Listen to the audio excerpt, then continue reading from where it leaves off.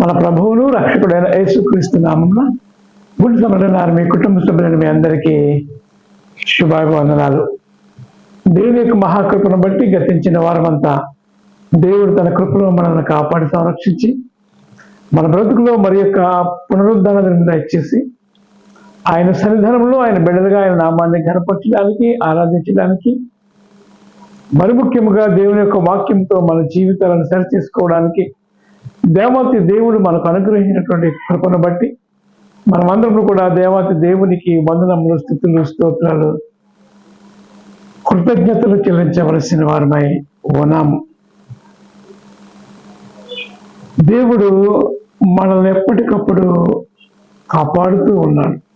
ఇశ్రాయేలును కాపాడేవాడు, కునుకడు నిద్రపోయిన దేవాతి దేవుడు మన గురించి ఆయన బాధ్యత తీసుకుంటూ ఉన్నాడు.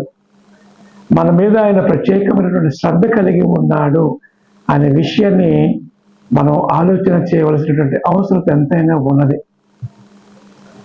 ఈరోజు మనకి ఇవ్వబడినటువంటి వాక్య భాగములను ఒకసారి ఆలోచన చేద్దాం. ఈస్టర్ తర్వాత 4వ ఆదివారం కొరకు ఏర్పాటు చేయబడినటువంటి దేవుని యొక్క లేఖనములుగా పాత నిబంధన పాఠ్య భాగముగా కీర్తన గ్రంథము 98వ కీర్తన మనకి ఇవ్వబడి ఉన్నది. అలానే పత్రికా పాఠ్య భాగముగా అపోస్తలుడైన పౌలు తిమోతికి రాసినటువంటి పత్రిక 2వ పత్రిక 2వ అధ్యాయము 8వ వచనము నుండి 13వ వచనము వరకు ఇవ్వబడి ఉన్నది. అలానే సువార్త పాఠ్య భాగముగా పరిశుద్ధులైనటువంటి యోహాను రాసినటువంటి సువార్త 6వ అధ్యాయము 60వ వచనము నుండి 69వ వచనం వరకు మనకు ఈ వారము లేఖనాంశములుగా ఇవ్వబడినవి. వీటిని ధ్యానం చేయడానికి ఆత్మదేవుని సహాయాన్ని మనం కోరుకుందాం. కృపయు కనికరము గల ప్రియ పరమ తండ్రి,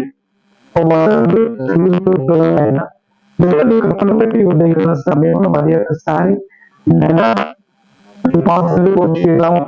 గతించిన వాళ్ళమంతా నీ కృపలో మమ్మల్ని కాపాడు సంరక్షించి మా పనుల్లో ప్రయాణములు అన్ని విషయాలు మీరు మాకు తోడుగా ఉండి మీ సన్నిధానంలో నీ బిడ్డలుగా సజీవులుగా మేమందరంలో చేరి భాగ్యం మీరు మాకు ఇచ్చినందుకు వందనాలు తెలుస్తూ ఉన్నాం. 10 నిమిషం నీ వాక్యం ధ్యానింపులో ఏంటంటేగా మీ ఆత్మ నన్ను మమ్మల్ని నింపి నడిపించండి. నా నోటి మాటలు నా హృదయ ధ్యానము నీ దృష్టికి అంగీకారంగా చేయమని పొందుకోమని నీ ప్రియ కుమారుడు మా రక్షకుడు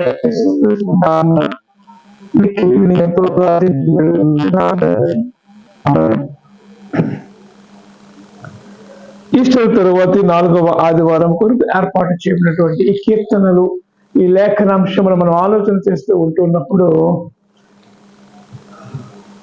పాత నిబంధన పాఠ్య భాగమైనటువంటి ఈ కీర్తనలు ఏదైతే ఉన్నదో 98వ కీర్తన మనం ఆలోచన చేస్తూ ఉంటున్నప్పుడు ఈ కీర్తన అంతా కూడా దేవుని యొక్క కార్యములను గురించి, దేవుడు చేసినటువంటి ఆశ్చర్య అద్భుతములను గురించి, ఆయన ఎవరు, ఆయన ఏమై ఉన్నాడు, దాన్ని బట్టి మనం ఆయన స్తుతించాలి అనేటువంటి మాటను జ్ఞాపకం చేస్తున్నాడు. రెండవదిగా ఆయన మనం ఎందుకు స్తుతించాలి అంటే ఆయన సృష్టికర్త అయి ఉన్నాడు, ఆయన జీవాధిపతి అయి ఉన్నాడు, ఆయన తన ప్రజలకు విమోచన కలగజేసే దేవుడై ఉన్నాడు, ఆయన మాట ఇచ్చినటువంటి వాడు నెరవేర్చే దేవుడుగా ఉన్నాడు, వాగ్దానము చేసినటువంటి దేవత దేవుడు నమ్మదగిన వాడుగా ఉన్నాడు అనేటువంటి మాటలు మనం జ్ఞాపకం చేసుకుంటూ మనము ఆయనకు స్తుతి చెల్లిస్తూ కృతజ్ఞతాస్తుతులు కలిగి కృతజ్ఞత కలిగి దేవుడిని ఘనపరిచేవారుగా ఉండాలి అనేది రెండవ విషయం. మొట్టమొదటిగా ఆయన దేవుడై ఉన్నాడు, సృష్టికర్త అయి ఉన్నాడు, అందుని బట్టి ఆయన స్తుతించాలి. ఆయన చేసిన కార్యములన్నింటిని బట్టి మనం జ్ఞాపకం చేసుకుంటూ ఆయన ఏ రీతిగా ఇశ్రాయేలు ప్రజలను విమోచించాడో వాటిని బట్టి మనం జ్ఞాపకం చేసుకోవాలి. మూడవదిగా మనం ఆలోచన చేస్తూ ఉన్నప్పుడు క్రీస్తు రాకడ పర్యంతము కూడా మనము కృతజ్ఞత కలిగి ఆయన కొరకు ఎదురు చూడాలి. ఒకవేళ ఆయనను మనము స్తుతించకపోతే ఏం జరుగుతుంది అని ఆలోచన చేస్తూ ఉంటున్నప్పుడు ఇదే కీర్తన గ్రంథము, ఇదే అధ్యాయము మనం ఆలోచన చేస్తూ ఉంటున్నప్పుడు 98వ కీర్తన మనం ఆలోచన చేస్తూ ఉంటున్నప్పుడు 8వ వచనంలో ఆయన సన్నిధిని నదులు చప్పట్లు కొట్టును గాక, కొండలు కూడి ఉత్సాహధ్వని చేయునుగాక అనేటువంటి మాట జ్ఞాపకం చేస్తుంది. అంటే మానవులుగా మనము దేవుని స్తుతించకపోతే ఈ సృష్టి దేవుని స్తుతిస్తూ ఉంది. దేవుని నామానికి మహిమ కలుగుతుంది. సమస్త సృష్టి కూడా దేవుని మాటకు లోబడుచు ఉన్నవి, విధేయత చూపుతూ ఉన్నది. ఆకాశము ఆయన సింహాసనము, భూమి ఆయన పాదపీఠముగా చేసుకున్నటువంటి దేవత దేవుడు ఈ ఉదయకాల సమయంలో ఆయన బిడ్డలైనటువంటి మనలను ఆయన జ్ఞాపకం చేసుకుంటూ ఉన్నాడు. వాగ్దానం చేసినటువంటి దేవుడు నమ్మదగిన దేవుడు అనేటువంటి మాటను మనం జ్ఞాపకం చేసుకోవాలి. మూడవదిగా మనం ఆలోచన చేస్తూ ఉంటున్నప్పుడు ఆయన మనము నమ్మదగిన వారుగా కాకపోయినప్పటికీ కూడా ఆయన ఎవరయ్యాడంటే నమ్మదగిన దేవుడు. మనం మానవ మాత్రం మాట ఇచ్చి మరిచిపోతూ ఉంటాం, తొలగిపోతూ ఉంటాం. నెరవేర్చడానికి కూడా మనం సరిపోము కూడా కొన్ని సందర్భాల్లో. కానీ దేవాతి దేవుడు ఆయన మాట ఇచ్చాడు అంటే అది నెరవేర్చే దేవాతి దేవుడు, మనల్ని విమోచించడానికి దిగి వచ్చినటువంటి దేవాతి దేవుడు. అలాంటి దేవుణ్ణి మనము అన్ని సందర్భాల్లోనూ కూడా దేవుని స్తుతించాలి, ప్రతి విషయంలోనూ కూడా దేవుని స్తుతించాలి, కృతజ్ఞతాస్తుతులు కలిగి ఉండాలి అనేది మనం ఈరోజు మాట్లాడుతూ ఉన్నాడు ఈ కీర్తన ద్వారా. ఈ 98వ కీర్తన మనం ఆలోచన చేస్తూ ఉన్నప్పుడు ఈ మొదటి 6 వచనాలు కూడా దేవుని స్తుతించాలి, ధ్వనులతో, చప్పట్లు కొడుతూ, ఆనంద ధ్వనులతో, సితారాతో, బోరతోనూ దేవుని సన్నిధిని మనము ఆనందించాలి అనేటువంటి మాటను జ్ఞాపకం చేస్తూ ఉన్నాడు. ఇంకా ఆలోచన చేస్తూ ఉంటున్నాడు. ఈ 98వ కీర్తన లాగానే 96వ కీర్తన కూడా ఇంచుమించు దగ్గరగా ఉన్నాయి. అంటే దేవుణ్ణి మనం ఏ రీతిగా కొనియాడాలి, ఏ రీతిగా ఆనందించాలి దేవుని యందు మనం అనే విషయాన్ని మనం జ్ఞాపకం చేసుకోవాలి. ఆలోచన చేస్తూ ఉన్నప్పుడు పౌలు భక్తుడు కూడా అనేక సందర్భాల్లో ఆయన పత్రికలు రాస్తూ కూడా ఆయన అంటున్నటువంటి మాటలు మనం ఆలోచన చేస్తూ ఉన్నప్పుడు ఫిలిప్పీ పత్రికలు మనం ఆలోచన చేస్తూ ఉంటాం. 4వ అధ్యాయం 4వ వచనంలో ఎల్లప్పుడూ ప్రభువును ఆనందించుడి, rejoice in the Lord always. ఎల్లప్పుడూ ప్రభువునందు ఆనందించుడి. మీ సమస్త అవసరాలు కూడా కృతజ్ఞతాపూర్వకముగా ఆయనకు వివరించుడి, ఆయనకు తెలియచేయండి. మనం ఏ స్థితిలో ఉన్నప్పటికీ కూడా దేవుని కొనియాడాలి, స్తుతించాలి అనేటువంటి మాటను ఇక్కడ మనం చూస్తూ ఉన్నాం ప్రియమైన వాళ్ళారా. ఇంకా ఆలోచన చేస్తూ ఉన్నప్పుడు అదే పౌలు దెస్సలోని సంఘానికి కూడా లేఖ రాస్తూ 5వ అధ్యాయం మనం ఆలోచన చేస్తూ ఉన్నప్పుడు ఆ 16వ వచనములో ఎల్లప్పుడూ ఎడతెగక ప్రార్థన చేయుడి, ఎడతెగక ప్రార్థన చేయుడి, ఇలాగూ చేయటం ఈ విషయంలో దేవుని చిత్తము అనేటువంటి మాటలు మనం జ్ఞాపకం చేస్తూ, అంటే మనం ఏ స్థితిలో ఉన్నప్పటికీ కూడా దేవుని సంతోషపరచుట, దేవుని స్తుతించుట, దేవుని ఆరాధించుట అనేది మన జీవితంలో ఒక భాగంగా మారిపోవాలి. ఆల్వేస్ రిజాయిస్, ఆల్వేస్, ఎల్లప్పుడూ ప్రభువునందు ఆనందించుడి. మళ్ళా చెప్పుచూ ఉన్నాను, ఎల్లప్పుడూ ప్రభువునందు ఆనందించుడి, మీ సహనమును సకల జనులకు తెలియచేయండి.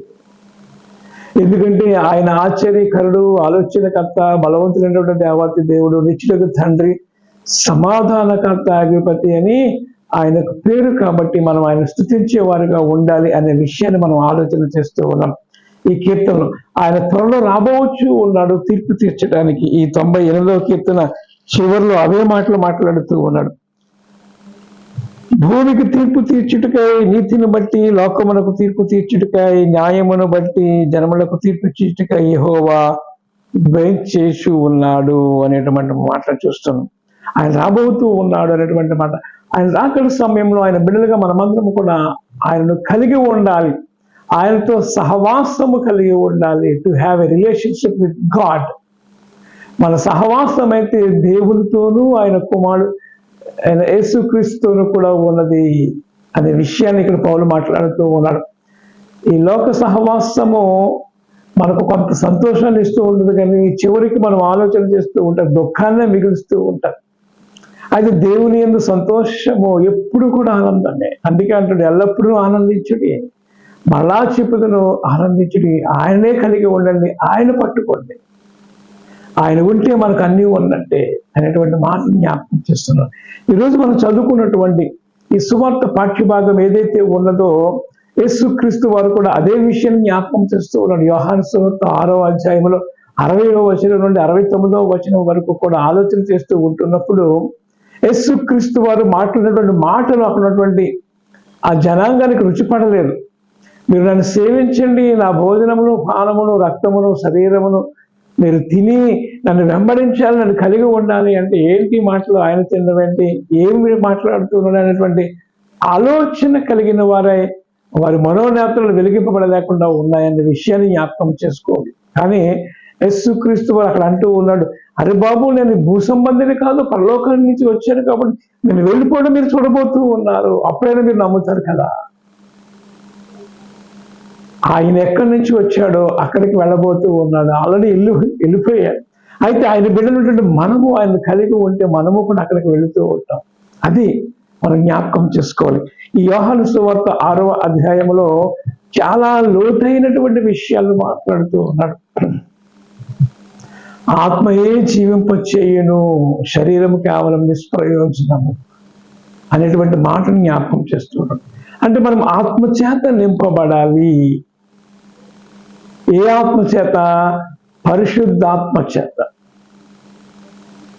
పరిశుద్ధ ఆత్మచేత మనం నింపబడుతూ దేవుని యందు మనం భయభక్తులు కలిగి ఆయనను స్తుతించేవారుగా ఉండాలి అనేది. ఆత్మచేత ఎందరైతే నడిపించబడుతూ ఉన్నారో వారందరూ దేవుని కుమారులై ఉంటారు అనేటువంటి మాటను జ్ఞాపకం చేస్తూ ఉన్నారు. మరలా మీరు భయపడ్డారు, దాస్యపాత్మను పొందలేదు కానీ దత్తపుత్రాత్మను పొందిన వారే అబ్బా తండ్రిని మొరపెట్టడం బిడ్డలుగా మీరు ఉన్నారనేటువంటి మాటను జ్ఞాపకం చేస్తూ ఉన్నారు. శరీర స్వభావం కలిగినటువంటి వారు దేవుని సంతోషింపనేరరు అనేటువంటి మాటను జ్ఞాపకం చేస్తూ ఉన్నారు. అంటే దేవుని సంతోషపరచాలి అంటే హృదయమంతటితో మాట వలన, తలంపు వలన, క్రియ వలన కూడా దేవునికి మనము సంతోషము కలిగించే వారిగా ఉండాలి అనేటువంటి మాటను జ్ఞాపకం చేస్తూ ఉన్నాడు. ఇంకా ఆలోచన చేస్తూ ఉంటూ ఉన్నప్పుడు ఈ యోహాను సువార్తలో ఒక్కొక్కసారి మనం వెళదాం. యోహాను సువార్త 6వ అధ్యాయంలో అనేక లోతైన విషయములను గురించి తెలియచేస్తూ ఆయన అంటున్నటువంటి మాటను మనం ఆలోచన చేస్తూ ఉంటూ ఉన్నప్పుడు, మీరు అభ్యంతరపడుచున్నారా? అలాగైతే నేను మనుష్య కుమారుడు మునుపున్న చోటకు ఎక్కుట మీరు చూచిన ఎడలా ఏమందరూ? అయితే ఆత్మ జీవించుచున్నది, శరీరము కేవలము నిష్ప్రయోజనం. నేను మీతో చెప్పి ఉన్న మాటలను ఆత్మయు జీవమునై ఉన్నది. మీలో విశ్వసించిన వారు కొందరు ఉన్నారని వారితో చెప్పాను. విశ్వసించని వారెవరో, తను అప్పగింపబో వాడు ఎవడో మొదటి నుండి యేసునకు తెలియను. మరియు ఆయన తండ్రి చేత వారికి కృప అనుగ్రహించబడితే, ఆయన తండ్రి చేత వారికి కృప అనుగ్రహింపకుండా ఉంటే ఎవడునూ నా యొద్దకు రాలేడని ఈ హేతువును బట్టి మీరు తెలుసుకోవాలి. గర్విష్ఠుల హృదయమును దేవుడు అరిచేవాడు.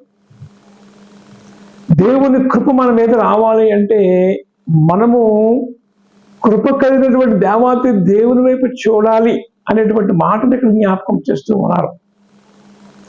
మీరు మీ ఇష్టం జీవిస్తూ ఉన్నారు, కానీ ఈ అధ్యాయం అంతా మనం ఆలోచన చేస్తూ ఉంటున్నప్పుడు యేసుక్రీస్తు వారు మాట్లాడినటువంటి మాటను ఆలోచన చేస్తూ ఉంటే ఆయన శరీరాన్ని మనం ఎలా తింటాం, ఆయన రక్తాన్ని మనం ఎలా తాగుతాం అని ఇవన్నీ కూడా ఆలోచన చేస్తూ ఉంటున్నప్పుడు ఆత్మరీతిగా, శరీర రీతిగా ఆలోచన చేస్తూ ఉన్నారు, కానీ ఆత్మ సంబంధమైన రీతిగా వారి మనోనేత్రాలు వెలిగింపబడలేదు కనుక వారికి దేవుని మాటలు ఎంత మాత్రం కూడా రుచింపలేదు అనే విషయాన్ని మనం ఆలోచన చేసుకోవాలి.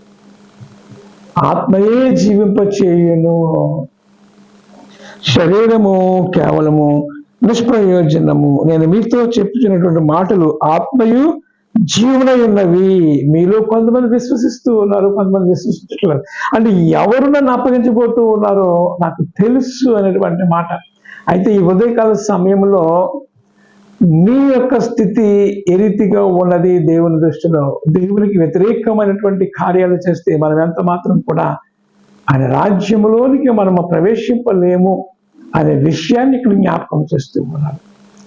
ఇంకా ఆలోచన చేస్తూ ఉన్నప్పుడు ఆయన అంటూ ఉన్నాడు, విశ్వసించు వారు ఎవరో తను అప్పగింపబడేవాడు ఎవడో మొదటి నుండి నాకు తెలియను అని మాట్లాడుతుంది. మరియు ఆయన తండ్రి చేత వానికి కృప అనుగ్రహించబడతాయి అంటే అందుకే అంటాడు రోమపత్రికలో, కృప చేతనే మీరు రక్షించబడి ఉన్నారు. దేవుడు మనకు తన కృపను వెల్లడిపరుస్తూ ఉన్నాడు. ఈ ఉదయకాల సమయంలో రక్షణ వాక్యమును మనం వింటూ ఉన్నామంటే దేవుని యొక్క కృప నీ మీద ఉన్నది. దేవుని యొక్క కృప నీ మీద ఉన్నది కాబట్టి నీవు మారు మనసు పొందడానికి దేవుడు నీతో మాట్లాడుతూ ఉంటూ ఉన్నప్పుడు, నీ హృదయమును దేవునికి అర్పించినప్పుడు అది ఎంతో సంతోషము, ఆనందము, రక్షణ భాగ్యముని కలుగుతూ ఉంటారు. ఇదే మనం కోరుకోవలసిన విషయం. ఆయనను మనం ఆరాధించేవారుగా ఉండాలని, ఆయన మనకు నిత్యజీవం ఇవ్వబోతూ ఉన్నాడని, మనమందరం కూడా నిత్యత్వంలోనికి మనం వెళ్ళబోతూ ఉన్నామని, ఆయన ఉన్న స్థలంలో నీవు నేను కూడా ఉండేవారుగా ఉండాలి అనేది దేవుని యొక్క ఉద్దేశము. కాబట్టి ఆయన మరి ఒక్కసారి తన కృపా వాక్యమును మనకు వినిపింపచేస్తూ ఉన్నాడు. తను ఎందరు అంగీకరించరు అనగా తన నామందు విశ్వాసం ఉంచి వారందరికీ దేవుని బిడ్డలగుటకు ఆయన అధికారం అనుగ్రహిస్తూ ఉన్నాడు అనేటువంటి మాటలు మనం చూస్తూ ఉన్నాం. ఇదే యోహాను సువార్త 1వ అధ్యాయము 12వ వచనం మనం చూస్తూ ఉన్నాం. ప్రియమైన వాళ్ళ ఏమంటూ ఉన్నాడంటే, ఇంకను అప్పటి నుండి ఆయన శిష్యులు అనేకులు వెనుకకు తీసి మరి ఎన్నడూ ఆయనను వెంబడింపలేదు. చాలా మంది కఠిన హృదయం కలిగిన వారే వారి మనోనేతలు వెలిగింపబడలేకపోయి ఉన్నాయి కాబట్టి వారు దేవునికి వారు స్థానం ఇవ్వలేకుండా ఆయనను విడిచిపెట్టేసి వెళ్ళిపోయారు. విడిచిపెట్టి వెలిగిపోయారు. ఇంకెంత మాత్రం కూడా ఆయన వెంబడించే వారుగా వారు లేరనే విషయాన్ని జ్ఞాపకం చేస్తూ ఉన్నాడు. అదే యేసు క్రీస్తుని గురించినటువంటి బాధను మనం వినాలి అంటే, దురద చెవులు కలిగిన వారుగా మనం ఉంటే ఆయన రక్షణ వాక్యం మన చెవులోనికి రాలేదు. వచ్చినా నీవు వినలేవు, ఫాలో అవ్వలేవు. కాబట్టి ఆయన ఎవరు, ఆయన ఏమై ఉన్నాడు ఆ విషయాన్ని తెలుసుకోవలసిన అవసరం ఉన్నది. కాబట్టి ఈ ఉదయకాల సమయంలో మరి ఒక్కసారి కృప కలిగినటువంటి దేవాతి దేవుడు కృపా వాక్యమును, కృపా రక్షణ వాక్యమును నీకు తెలియచేస్తూ ఉన్నాడు. ప్రియమైన వాళ్ళ అక్కడ అంటూ ఉన్నాడు అప్పుడు శిష్యులందరితో, వారందరూ వెళ్ళిపోయారు, మీరు కూడా వెళ్ళిపోతారా అంటే, అప్పుడు చాలా మంది ఆయన వెంబడించేవారు, ఒక 12 మంది శిష్యులు మాత్రమే కాదు. అప్పుడు అంటున్నటువంటి మాట, మీరు కూడా వెళ్ళిపోతూ ఉంటారా అంటున్నాడు. యేసు మీరు కూడా వెళ్ళిపోవాలని ఉన్నారా అని 12 మందిని అడుగగా, సీమోను పేతురు, ప్రభువా ఎవరి యొద్దకు మేము వెళుదాం? నీవే నిత్య జీవ మాటలు గలవాడము, నీవే దేవుని పరిశుద్ధ దేవుడు అని మేము విశ్వసించి ఉన్నామని ఆయనతో చెప్పాను. దేవుని నామానికి మహిమ కలుగుతుంది. ఎలా వచ్చింది ఈ రెవల్యూషన్? పేతురు అంటే దేవునితో సహవాసము కలిగి ఉన్నాడు. ఆయన ఎవరు, ఆయన ఏమైనాడో తెలుసుకున్నాడు. రెవల్యూషన్ కలిగి ఉన్నాడు, ప్రత్యక్షత కలిగి ఉన్నాడు, రూపాంతర అనుభవాన్ని చూశాడు, ఆశ్చర్య కార్యములు చూశాడు, ఆయన ప్రార్థన జీవితాన్ని చూశాడు. ఆ రూపాంతరం కొండ మీద ఆయన మాట్లాడుతూ ఉన్నప్పుడు, దేవాతి దేవుడు ఆయన మాట్లాడుతూ ఉన్నప్పుడు, ఈయన నా కుమారుడు, ఈయన యందు నేను ఆనందిస్తూ ఉన్నాను, ఆయన మీతో చెప్పినది చేయుడి అనేటువంటి స్వరాన్ని ఎప్పుడైతే విన్నాడో ఇంకెంత మాత్రము కూడా ప్రశ్నలు వేయడం మానేశాడు. ఆయన చెప్పినదే చేస్తూ ఉన్నాడు. దేవుని నామానికి మహిమ కలుగును గాక. ఇది ఆత్మ నడిపింపు, ఆత్మ ప్రత్యక్షతలు అంటే ఇవి పేతురు కలిగి ఉన్నాడు. కాబట్టి వెంటనే ఆయన మాట్లాడుతున్నాడు, మేము ఎక్కడికి వెళ్ళిపోతూ ఉంటాం, నువ్వు ఎవరో మాకు తెలిసిపోయింది, నువ్వు ఎక్కడి నుంచి వచ్చావో మాకు తెలిసిపోయింది, నువ్వేం చేయబోతున్నావో మాకు తెలిసిపోయింది. ఎంత గొప్ప ధన్యత దేవుడు పేతురికి ఇచ్చాడు, శిష్యులకు ఇచ్చాడు, ఆలోచించేది. అలాంటి ధన్యత నీకు నాకు ఇవ్వాలని ఉదయకాల సమయంలో మరి ఒక్కసారి ఆయన ఎవరు, ఆయన ఏమై ఉన్నాడు ఆ విషయాన్ని తెలియజేస్తున్నాడు. ప్రియమైన వాళ్ళ చెప్పగలమా మనము పేతురు చెప్పినట్లు, మేము ఎవరి ఎదురుకు వెళదాం? నీవే నిత్య జీవ మాటలు కలిగినటువంటి వాడు, నువ్వు దేవుని పరిశుద్ధ కుమారుడు, నువ్వు పరలోకం నుండి వచ్చి ఉన్నావు మమ్మల్ని విమోచించడానికి, మమ్మల్ని నీవున్న స్థలంలో తీసుకువెళ్ళడానికి మమ్మల్ని నీవు వచ్చి ఉన్నావు, మా కొరకు రక్తం కార్చి ఉన్నావు, మమ్మల్ని విమోచించి ఉన్నావు, నీవు మా కొరకు చేయబోయిన కార్యమును బట్టి నీకు వందనాలు చెల్లిస్తూ ఉన్నాం. మేము ఎవరి ఎదురుకు వెళ్ళిపోతూ ఉంటాం. 5 రొట్టెలు 2 చేపలు 5,000 మందికి పంచాడు. నేల మీద నడిచినప్పుడు పేతురు చూశాడు, ప్రభువా నేను మునిగిపోతూ ఉన్నానంటూ వెంటనే తన ఆపన్న హస్తము చాపి రక్షించాడు. ఎన్ని కార్యాలు చూసినటువంటి పేతురు అంటున్నటువంటి మాట, మేము ఎక్కడికి వెళ్ళిపోతూ ఉంటాం, నీవు నిత్య జీవ మాటలు గలవాడు, నీవే జీవపు ఓటైనటువంటి వాడు, జీవజలములో ఓటైనటువంటి నిన్ను విడిచిపెట్టేసి మేము ఎక్కడికి వెళ్ళిపోతూ ఉంటాం, మేము ఎక్కడికి వెళ్ళము, నీతోనే ఉంటాము, చావైనా బ్రతికైనా. గొప్ప కమిట్మెంట్కి వచ్చేసాడు, చివరి కాలానికి వచ్చేసాడు. నేను దేవుని కొరకు తలక్రిందులుగా మనం ఆలోచన చేస్తాం. పేతురు దేవుడు అప్పగించినటువంటి బాధ్యతను నెరవేర్చిన వారిగా మనం చూస్తూ ఉన్నాం. ప్రియమైన వాళ్ళ, ఈ ఉదయకాల సమయంలో ఏమనుకుంటున్నావు యేసుక్రీస్తు గురించి? నిత్య జీవము కలిగినటువంటి దేవాతి దేవుడు, ఆయన నమ్మదగిన వాడు, విడువని వాడు, ఎడబాయిన వాడు.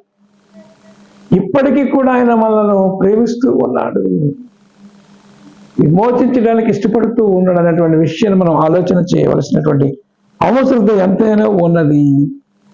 ఇంకా మనం ఆలోచన చేస్తూ ఉన్నప్పుడు మనం ఆలోచన చేస్తూ ఉంటే, ఈరోజు మనం చదువుకున్నటువంటి ఈ పత్రిక పాఠ్యభాగం ఏదైతే ఉన్నదో, అపోస్తలుడైన పౌలు తిమోతికి రాసినటువంటి ఈ 2వ అధ్యాయము మనం ఆలోచన చేస్తూ ఉన్నప్పుడు, ఈ 8వ వచనము నుంచి మనము ఆలోచన చేస్తూ ఉన్నప్పుడు ఆయన అంటూ ఉన్నాడు, మనము క్రీస్తుతో కూడా చనిపోయిన వారం అయితే మనము క్రీస్తుతో కూడా లేవబోతూ ఉన్నాం. దేవుని నామానికి మహిమ కలుగును. రెండవ మాట, తిమోతికి రాసినటువంటి 2వ పత్రిక 2వ అధ్యాయము 8వ వచనం నుంచి కొన్ని వచనాలు మనం ఆలోచన చేస్తూ ఉంటే, నా సువార్త ప్రకారము దావీదు సంతానములో పుట్టి మృతులలో నుండి లేచిన యేసుక్రీస్తును జ్ఞాపకము చేసుకొనుము. యేసుక్రీస్తు ఎవరై ఉన్నాడు? మృతులలో నుంచి లేచిన వాడై ఉన్నాడు, పునరుద్ధరణై ఉన్నాడు, జీవము కలిగిన దేవుడై ఉన్నాడు. ఆ విషయాన్ని బట్టి మనం ఆలోచన చేస్తూ ఏమంటున్నాడంటే, నేను నేరస్తుడై ఉన్నట్టు ఆ సువార్త విషయమై సంఖ్యలతో బంధింపబడి శ్రమపడుచు ఉన్నాను, అయినను దేవుని వాక్యము బంధింపబడి ఉండలేదు. అందుచేత ఏర్పరచబడిన వారు నిత్యమైనటువంటి మహిమతో కూడా క్రీస్తు యేసునందు రక్షణ పొందవలనని నేను వారి కొరకు సమస్తమును ఓర్చుకొనుచు ఉన్నాను. ఈ మాట నమ్మదగినది. ఏదనగా మనము ఆయనతో కూడా చనిపోయిన వారమైతే ఆయనతో కూడా బ్రతుకుతాము, సహించిన వారమైతే ఆయనతో కూడా ఏలుదుము, ఆయనను ఎరుగుము అని అంటే మనలను ఆయన ఎరుగము అనెను. చాలా లోతైనటువంటి మాటలు మాట్లాడుతూ ఉన్నాడు. మనం ఆయన ఒప్పుకోవాలి, ఆయన వెంబడించాలి. నువ్వు క్రీస్తుని ఎరుగను అని నువ్వంటే ఆయన కూడా ఆ తీర్పు తిన్నాను ఈరోజు నాకు తెలీదు, నరకులను పంపించలేదు, వెళ్ళు నేను ఎరుగనని కూడా ఆయన ఇందు గురించి ఆయన సాక్ష్యం చెప్పబోతూ. ఎందును బట్టి మనము దేవుని వెంబడించాలి. ఏదో ఆశీర్వాదాల కొరకు కాదు దేవుని వెంబడించేది, సమృద్ధి కొరకు కాదు దేవుని వెంబడించేది, నిత్య జీవము కొరకు, నిత్యత్వము, ఎటర్నిటీ, శాశ్వతమైన జీవము, సంతోషము, ఆనందము, చెప్పనసక్యమైనటువంటి ఆనందంలోనికి మనం వెళ్ళాలి అంటే ఈ లోకంలో కొన్ని శ్రమలు అనుభవించాలని మాట్లాడుతూ ఉన్నాడు, వ్యాధులను అనుభవించాలని మాట్లాడుతూ ఉన్నాడు. ఏమంటున్నాడంటే, యేసుక్రీస్తు రక్షణ సువార్త, నేనైతే బందీగా ఉన్నాడు కానీ వాక్యము బంధింపడలేదు. ఇది చాలా ప్రాముఖ్యమైనటువంటి మాట. ఈ మన భారతదేశంలో వాక్యం ప్రకటించడానికి చాలా మందిని సేవకులను హింసిస్తూ ఉన్నారు. ఎప్పుడైతే హింసిస్తూ ఉన్నారో అప్పుడే దేవుని యొక్క రక్షణ వాక్యం మరింతగా ప్రబలుతూ ఉంది, దేవుని కృప మరింతగా ప్రబలుతూ అనేకలకు వాక్యాన్ని వివరించే వారిగా ఉంది. అదే జరుగుతుంది ఇక్కడ. ఎక్కడైతే అణగగొట్టబడుతూ ఉన్నారో అక్కడే తిరిగి మళ్ళా ఉద్యోగం వస్తూ ఉంది. దేవుని వాక్యం బంధింపబడలేదు, సేవకుడు బంధించబడి ఉన్నది, సంఘము బంధింపబడలేదు. దేవుని ఆత్మ నిన్ను నన్ను కూడా వెంబడిస్తూ మనలో నిద్రానాస్తులు ఉన్నటువంటి భక్తిని తిరిగి పురుకొల్పి దేవుని యొక్క రాజ్యమునకు వారసులుగా ఉండాలని నిన్ను నన్ను కూడా ఆయుధపరుస్తూ ఉంది. దేవుని నామానికి మహిమ కలుగును. ఆయన అంటున్నటువంటి మాట ఏంటంటే, ఈ మాట నమ్మదగినది. ఏదనగా మనం ఆయనతో కూడా చనిపోయిన వారమైతే ఆయనతో కూడా బ్రతుకుదము, సహించిన వారమైతే ఆయనతో కూడా ఏలుదము అని మాట్లాడుతూ ఏమంటున్నాడు, ఆయనను మనం ఎరగమంటే మనమును ఆయనను ఎరుగుము అని అనడం. మనము నమ్మదగిన, మీరు అంటున్నటువంటి మాటను ఆలోచన చేస్తూ ఉంటే, మనము నమ్మదగని వారమైనను ఆయన నమ్మదగిన వాడుగా ఉండను. ఆయన తన స్వభావములకు విరోధముగా ఏది చేయలేడు. దేవుని నామమునకు మహిమ కలుగును కాక. మనము నమ్మదగిన వారము కాము. మనం ఈ లోకములో మట్టి నుండి పుట్టిన వారము కనుక మన ఆలోచన విధానాలు కూడా అంతంత మాత్రంగానే ఉంటాయి. కానీ ఎవరు నమ్మదగిన వాడు అంటే, నీ కొరకు ప్రాణం పెట్టిన వాడు, నేను విమోచించడానికి పరలోకంలో భూమి మీద దిగి వచ్చినటువంటి వాడు నమ్మదగిన వాడు. నా యందు విశ్వాసం ఉంచండి, మీ కొరకు స్థలాన్ని సిద్ధపరుస్తున్నాను చెప్పినటువంటి దేవాతి దేవుడు నమ్మదగిన వాడు. ఆ రెండవ పర్యాయం ఆయన నీ కొరకు సార్వత్రిక సంగమ కొరకు రాబోతున్నటువంటి వాడు నమ్మదగిన వాడు. కాబట్టి ఆయన మీద మీరు నమ్మండి, ఆయన యందు విశ్వాసం ఉంచండి అనేటువంటి మాటను జ్ఞాపకం చేస్తూ, తన స్వభావములకు విరోధముగా ఆయన ఏది చేయదు. ఆయన పరిశుద్ధుడు, ఆయన కృపగలిగినటువంటి దేవాతి దేవుడు. తన యొద్దకు వచ్చేవారందరినీ కూడా ఆయన త్రోసివేసే దేవుడు కాడు. కాబట్టి అందుకే రక్షణ పొందినటువంటి మనము రక్షణ పొందని వారికి వెలుగుగా ఉండాలి, దేవుని ఘనపరిచేవారుగా ఉండాలి, దేవుని స్తుతించేవారుగా ఉండాలి, ఆరాధించేవారుగా ఉండాలి. ఈ ఈస్టర్ తర్వాత 4వ ఆదివారంలో మనము ఆయనను ఎరగా చూస్తూ ఉన్నాం. మేము ఎవరి యొద్దకు వెళ్ళుదము, నీవే నిత్య జీవ మాటలు గలవాడు అని పేతురు చెప్పిన రీతిగా మనము కూడా, వాక్యం విన్నటువంటి మనము కూడా, మీరు ఎవరి యొద్దకు వెళ్ళవలసిన అవసరం లేదు, కానీ జీవము గల దేవత దేవుని సన్నిధానంలో మీరు వచ్చినట్లయితే దేవుడు తన కృపను మీరలో విస్తరింపచేసి నేను నిత్య రాజ్యమునకు వారసులుగా చేయడానికి ఆయన ఇష్టపడుతూ ఉన్నాడు. అట్టి కృపా పరిశుద్ధాత్మ దేవుడు మనందరికీ దయచేయను గాక. ఆమేన్. సమస్త జ్ఞానమునకు మించిన దేవుని సమాధానం యేసుక్రీస్తు మీ హృదయమునకును మీ తలంపులకును కావలిగా ఉండును గాక. ఆమేన్. ప్రార్థన చేద్దాం. దయగల తండ్రి, నీకు వందనాలు. ఎత్తబడినటువంటి వాక్యము నీ బిడ్డలందరి జీవితంలో ఫలించేందుకు నీ కృప అనుగ్రహించండి. నీ కృపలో వర్ధలింపచేసి బలపరిచి నడిపించండి. దేవా, మేము ఎవరి యొద్దకు వెళ్ళుదము?